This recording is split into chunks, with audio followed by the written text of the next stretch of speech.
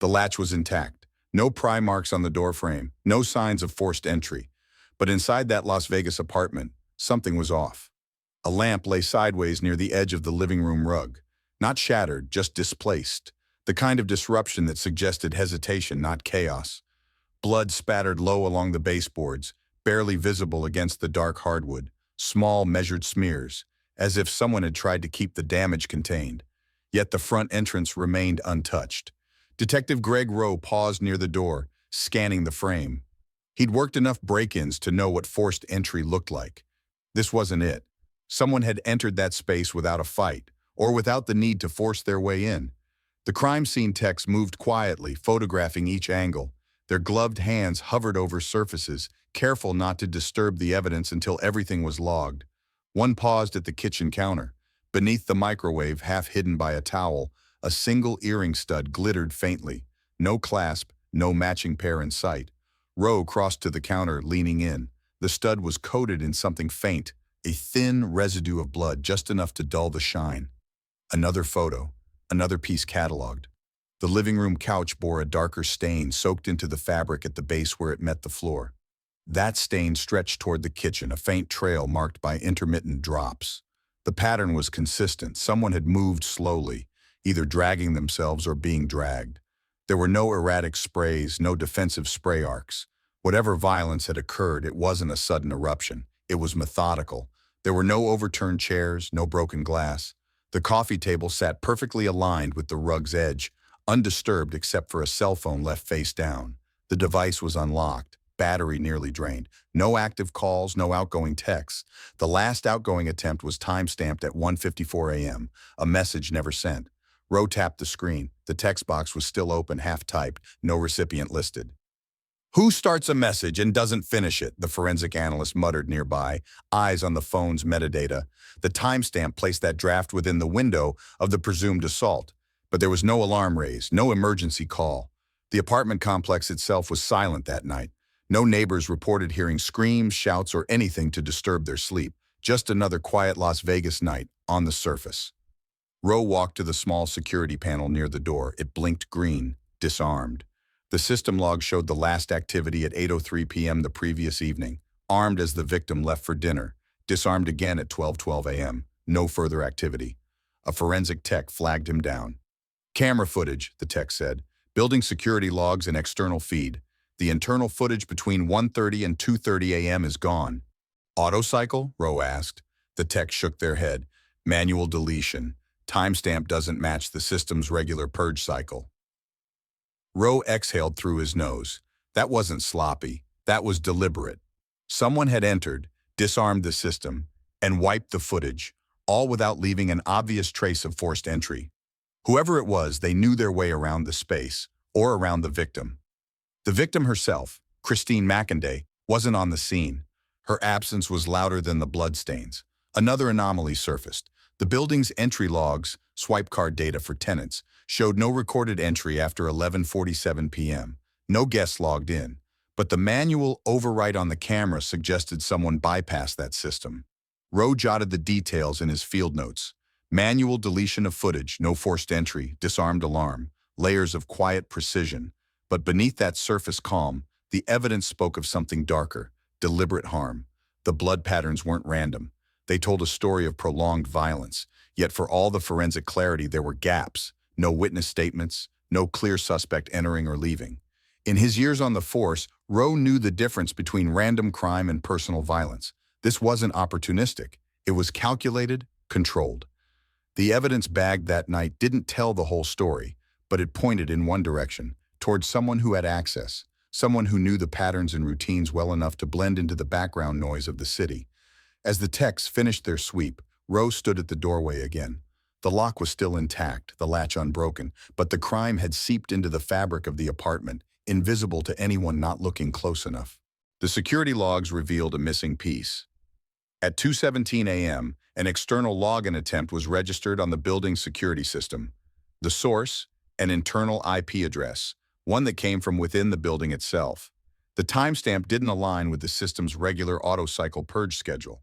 Someone had manually accessed the system. And within that 2-hour window, 1:30 a.m. to 2:30 a.m., Footage from the cameras had been deleted. Detective Rowe stood in front of the panel, his fingers tracing the edges of the security system's interface. A faint but distinct hum of electricity buzzed in the background, matching the growing tension in his chest.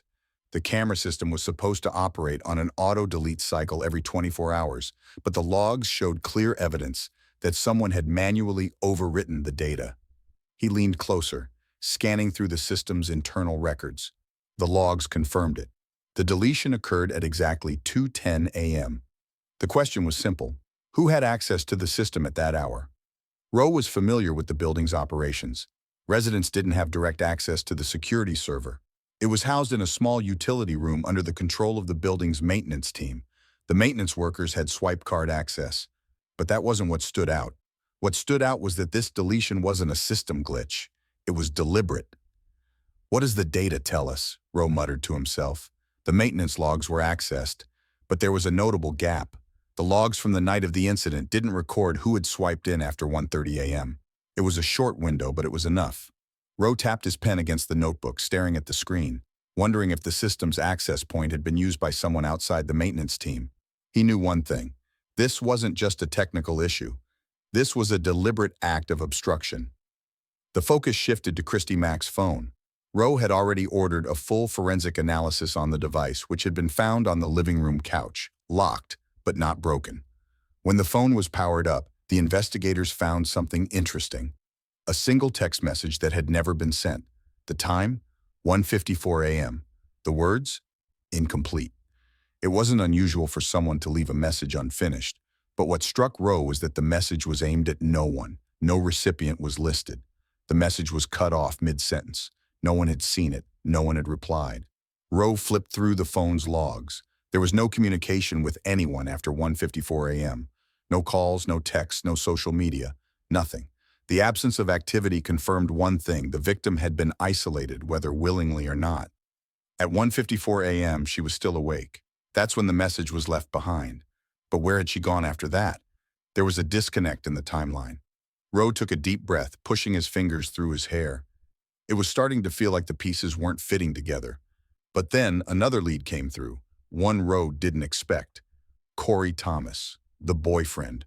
Rowe had been expecting the usual round of alibis and vague statements, but Thomas's actions stood out. In the hours following the incident, he behaved oddly, leaving the apartment, then returning several times in the span of an hour. Yet he hadn't been caught on camera leaving the building at any point after midnight. Rowe had to consider one possibility. Thomas hadn't just been a passive bystander. He had been present, but when? Rowe pressed forward, reaching out to the building's front desk for a copy of the swipe card data. The timestamp from Corey Thomas's swipe at 11:30 p.m. didn't match the rest of the logbook entries. He should have checked out by midnight, yet something wasn't adding up. His next move was clear. He had to confirm Corey's movements. But there was a new question now. Did Thomas know more than he was letting on? Rowe's team was already looking through the building's surveillance footage from the parking lot. At 2 a.m., a vehicle, a dark sedan, was spotted near the complex. It wasn't the victim's, nor did it match the description of any of the known tenants' vehicles. Rowe immediately ordered a scan of the license plate.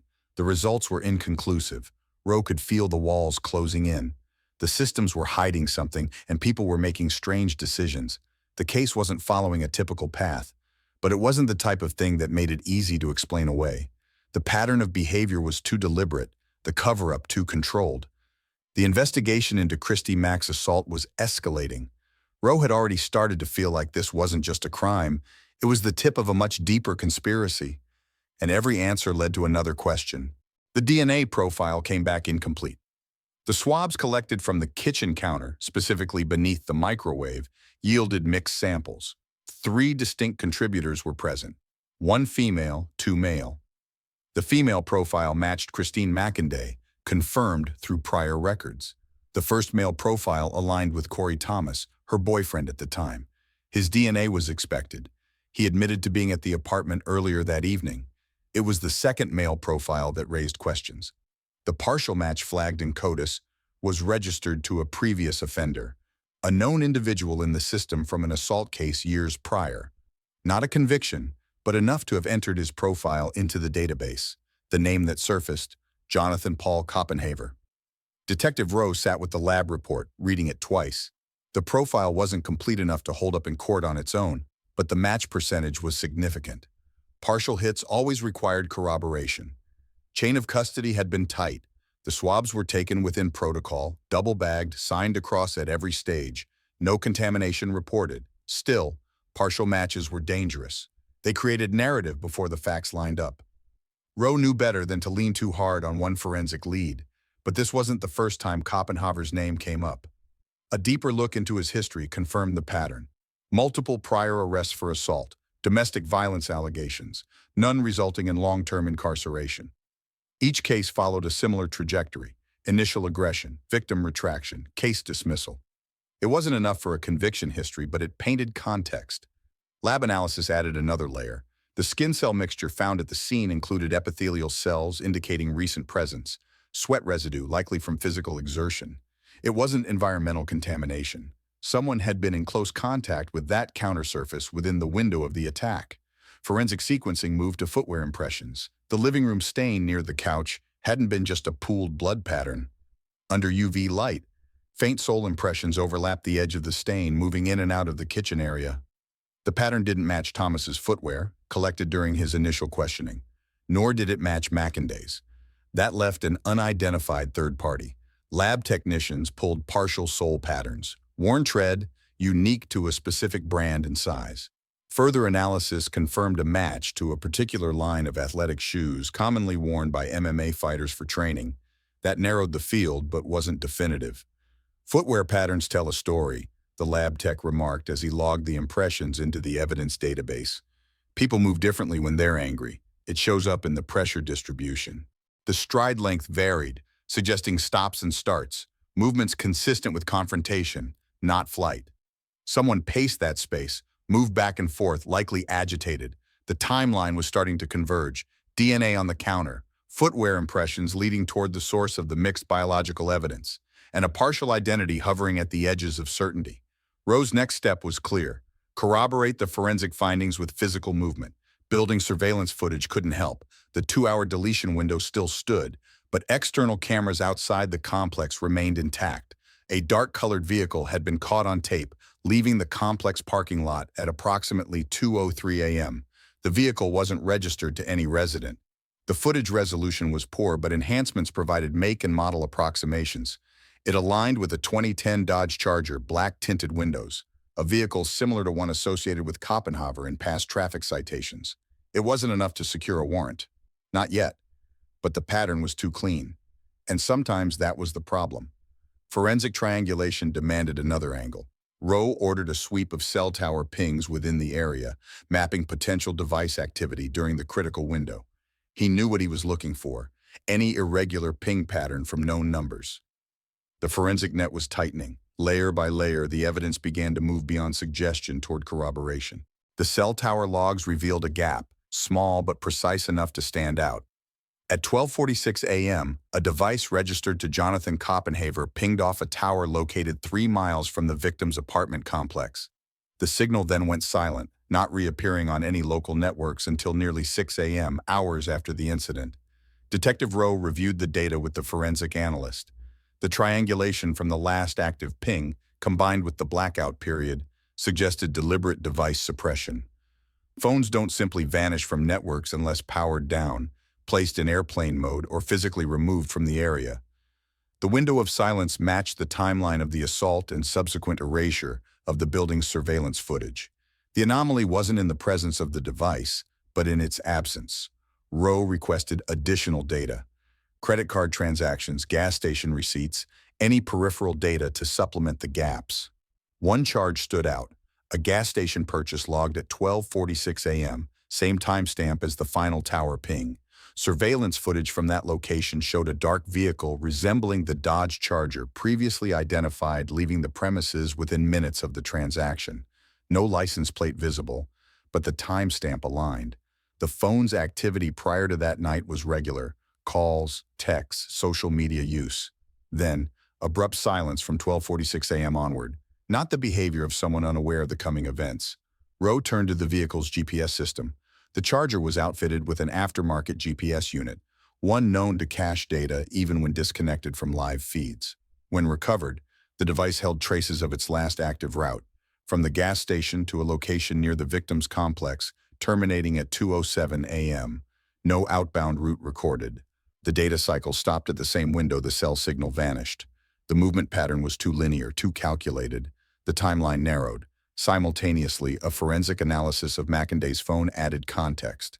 At 2:11 a.m., location services were manually disabled on her device, just minutes after the attack window closed. Not a system failure, a deliberate choice.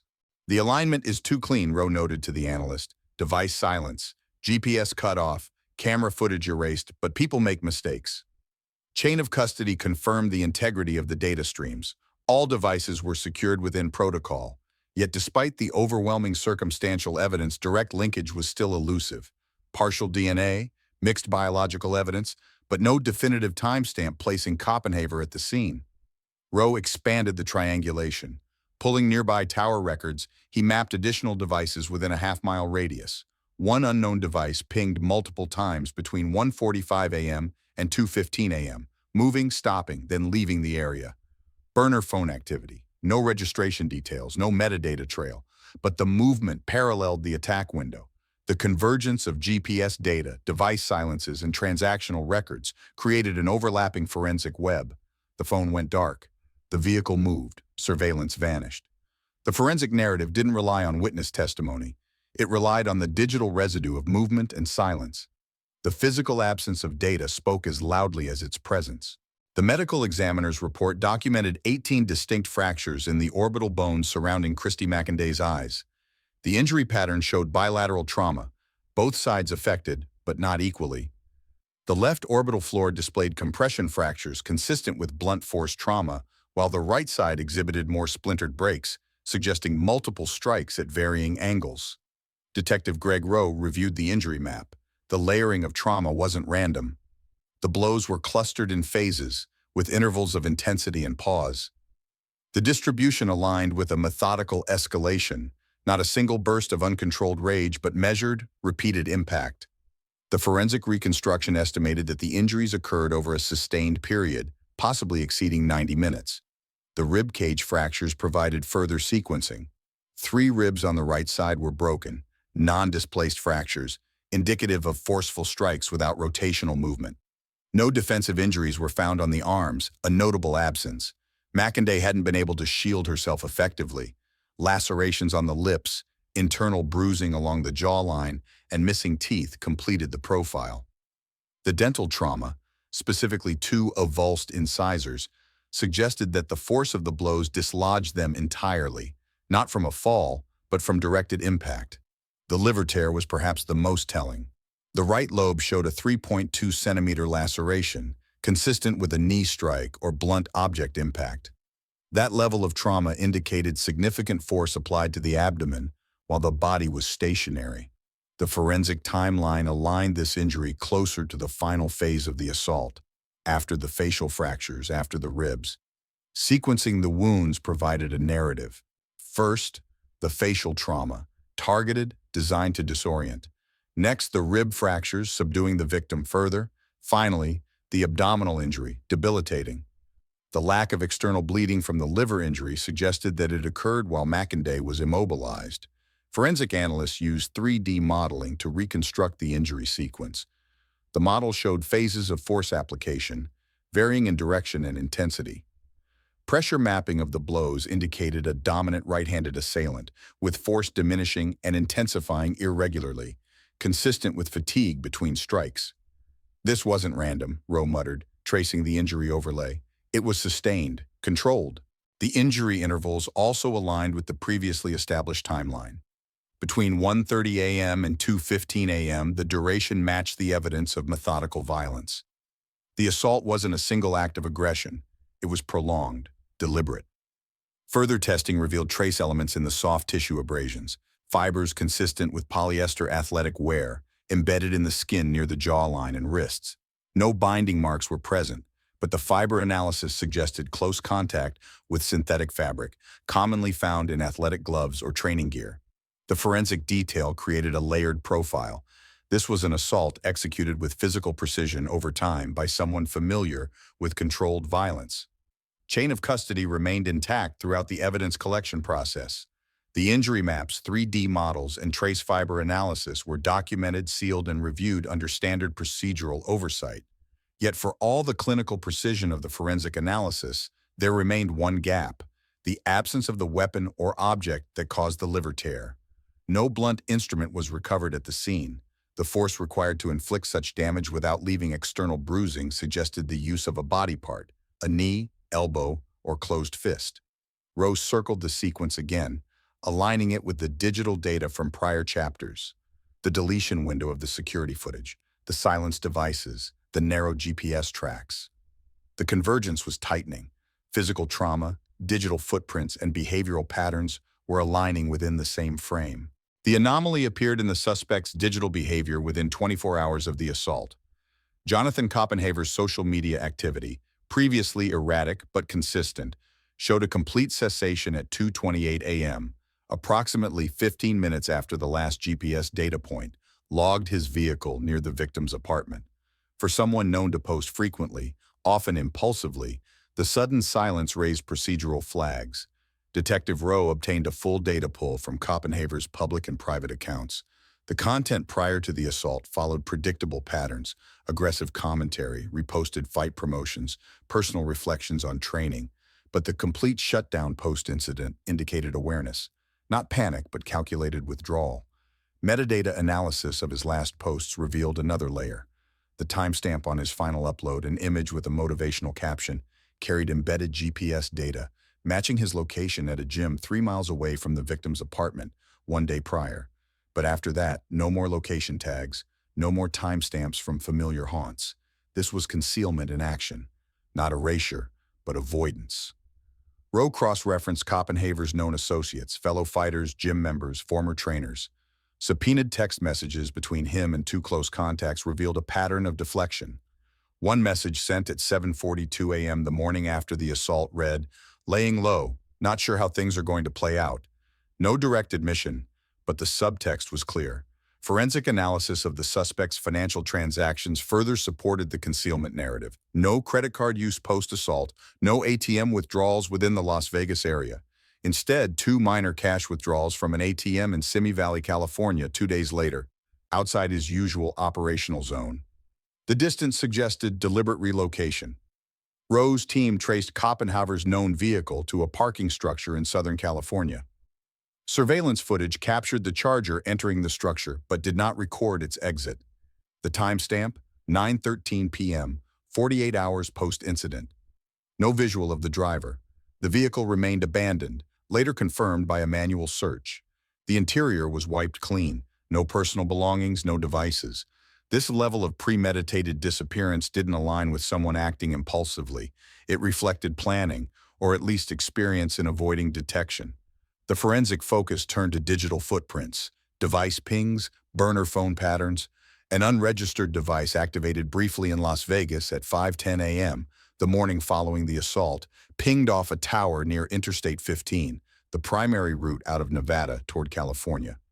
Its activity window lasted less than 10 minutes before going dark permanently. No subscriber data, no link to Koppenhaver's known numbers, but the timing and geography positioned it as a probable device in his possession. The convergence of social media silence, financial withdrawal patterns, and abandoned vehicle placement pointed to calculated concealment.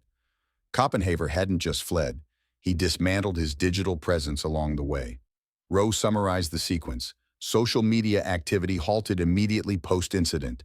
GPS data ceased within minutes of the assault. Financial transactions shifted geographically, aligning with physical disappearance. The suspect's known vehicle was abandoned strategically, further reducing traceability. These weren't disconnected facts. They formed a forensic narrative of evasion. What remained open was the gap in direct physical evidence connecting Koppenhaver to the assault. The digital behavior aligned with consciousness of guilt, but the chain between motive, opportunity, and action still required reinforcement. Procedural rigor demanded that every digital breadcrumb be mapped against the physical timeline, and so far the alignment was too precise to ignore. The chain of evidence was intact but incomplete. Each forensic point, from the deleted footage to the injury sequencing, narrowed the investigative lens. Still, the district attorney required a tighter case. Procedural rigor demanded that probable cause stand on more than digital footprints and partial DNA matches. Detective Rowe's team revisited the digital timeline, overlaying suspect concealment patterns with forensic discovery. The deletion timestamp on the apartment's security footage, the abrupt phone silencing, and the suspect's geographic relocation all converged within a 2-hour window. But to bridge digital behavior to a prosecutable offense, law enforcement needed more than inference. The legal strategy hinged on corroborating motive and opportunity with documented behavior. Text messages recovered from Copenhaver's secondary phone, obtained through subpoena, provided the necessary shift. The message thread with a former associate, timestamped 3 days before the assault, included the phrase, "If I catch her with someone else, it's over." The tone wasn't ambiguous. It displayed premeditation. Though indirect, it was admissible. Rowe submitted a request for a material witness warrant for the associate who received the message. Under questioning, the associate confirmed the context. They discussed Copenhaver's ongoing fixation with Mackenday, even after their relationship had ended. The witness added that Copenhaver spoke about following her movements, monitoring her social media, and expressing frustration over her new relationship. The forensic analysis of Mackenday's social media profiles confirmed the suspect had engaged with posts tied to her location in the weeks prior. Metadata from those interactions, though public, documented the suspect's digital presence tracking the victim. Procedurally, the investigation now had motive paired with opportunity. Physical evidence at the scene, partial DNA, footwear impressions, trace fiber analysis, aligned with the digital concealment pattern. Legal advisement determined this met the threshold for probable cause. Rowe's team moved to secure a warrant for Copenhaver's arrest, but the suspect remained off-grid. The abandoned vehicle and burner phone signaled intent to evade, complicating the execution of the warrant. To counter the suspect's disappearance, law enforcement issued a nationwide BOLO, be on the lookout, integrating GPS tower triangulation, known associate addresses, and financial patterns. The vehicle abandonment indicated Copenhaver's familiarity with evasion techniques. Yet even experienced fugitives leave trails. A federal task force joined the effort, leveraging Copenhaver's fight career connections to monitor gyms, fight promotions, and training facilities across state lines. Alerts were placed on travel manifests and ticketing systems in the southwestern United States. The forensic narrative, now legally substantiated, was formally presented to the district attorney's office. The key elements: injury pattern sequencing demonstrating controlled, sustained violence, digital concealment immediately following the assault, financial withdrawal patterns supporting geographic relocation, messaging threads evidencing premeditation and motive. The legal framing positioned the case for prosecution, contingent on suspect apprehension. Rowe reflected briefly as the warrant was signed. The forensic alignment was too precise to be coincidental, but the absence of the suspect created procedural tension. A case can hold, but only if the suspect faces trial. The surveillance timestamp from the Simi Valley parking structure failed to align with the suspect's known movements. The Charger had entered the structure at 9:13 p.m., but no exit log existed. The forensic anomaly wasn't just the absence of data. It was the intentional severing of traceability. The vehicle had been wiped down, cleared of personal belongings, but it wasn't the end of the digital trail. Detective Rowe's team, coordinating with the federal task force, expanded the scope of tracking to include known fight circuits and training affiliates. Copenhaver's name triggered alerts at several Southern California gyms. A former training partner placed him at an unlicensed gym near Oxnard, California, roughly 36 hours after the vehicle was abandoned. This sighting, while unofficial, positioned the suspect within a contained radius. Phone records reinforced the lead. A new burner phone activated near Oxnard at 2:14 a.m., logging a single outgoing call to an associate in Las Vegas. The voice call lasted 48 seconds. The tower triangulation placed the device within 5 blocks of the gym location. Procedural steps required a federal warrant to track the burner's future activity. The suspect, however, remained mobile. Over the next 2 days, the burner phone logged sporadic pings across Ventura County, never staying within one area long enough to pinpoint. The break came from an unlikely source. A routine patrol unit identified the Charger abandoned in a different structure in San Diego, 90 miles south from Oxnard.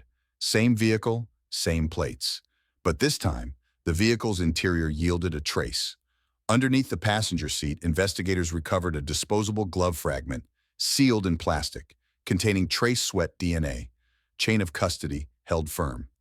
The sample matched the partial DNA found on the countertop at McInday's apartment. This discovery narrowed the loop. The suspect, while methodical, left a residual forensic layer.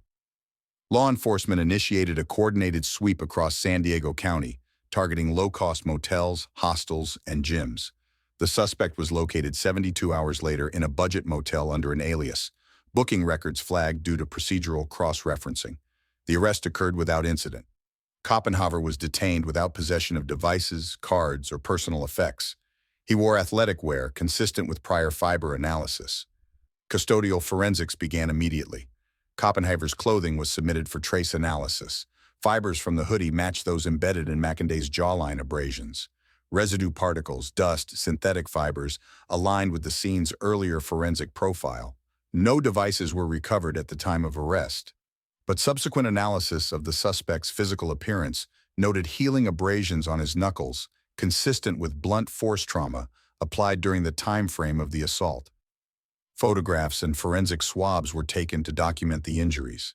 During interrogation, Koppenhover invoked his right to remain silent. No statements were recorded, but procedural requirements held firm. His silence didn't erase the forensic alignment. Custodial chain maintained strict documentation. From arrest, evidence collection to booking, all procedural steps were verified. The residual evidence, glove fragment DNA, fiber trace, and healing wounds, created the final forensic convergence. The narrative wasn't built on confession, but on cumulative forensic points.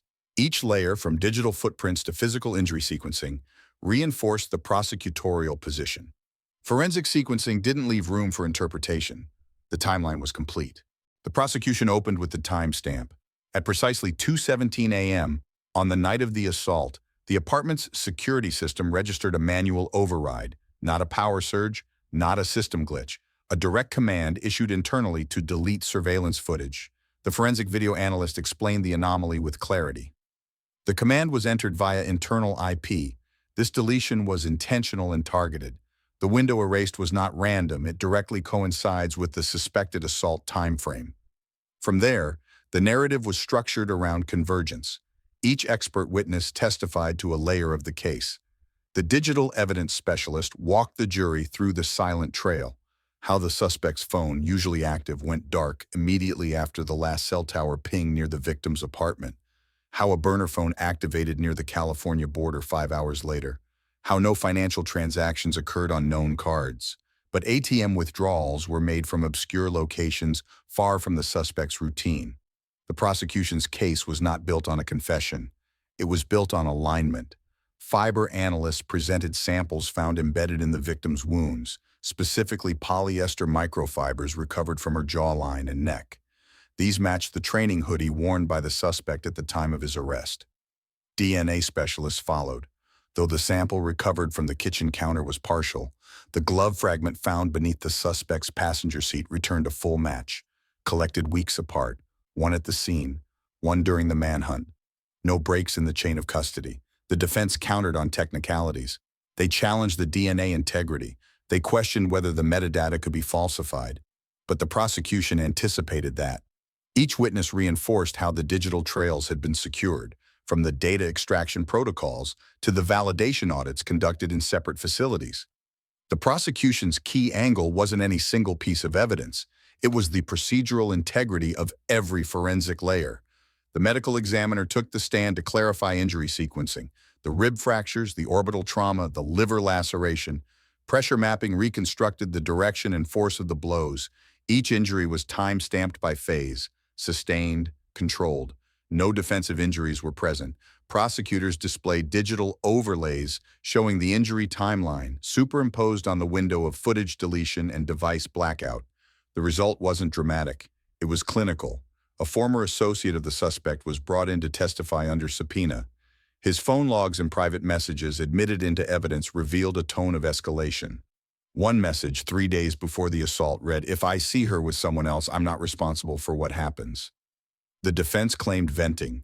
The prosecution argued premeditation. Closing arguments returned to the absence of randomness, the deletion, the silence, the disappearance, the cleanup. No one disputed the victim's injuries. What was disputed was the link. The jury deliberated for 39 hours. The verdict? Guilty on 29 charges: attempted murder, kidnapping, battery resulting in substantial bodily harm, coercion, and multiple counts of domestic violence. The sentencing hearing took place the following month. The prosecution recommended life with eligibility for parole after 36 years. The judge agreed. In his remarks, the judge stated, "The nature of the violence, the precision of the concealment, and the sustained evasion show not only intent, but an awareness of consequences. This was not an act of passion. This was a sequence of control." There was no reaction from the defendant. Christy McInday did not attend sentencing in person, but her written statement was read into the court record. She described months of recovery, dozens of surgeries, and the burden of rebuilding her sense of security. She also wrote, "What nearly killed me didn't stop at the physical. It was the way someone tried to erase me digitally, legally, and personally, but the forensic system didn't let that happen." After the verdict, the forensic team compiled a procedural report. There were no breaches, no custody gaps.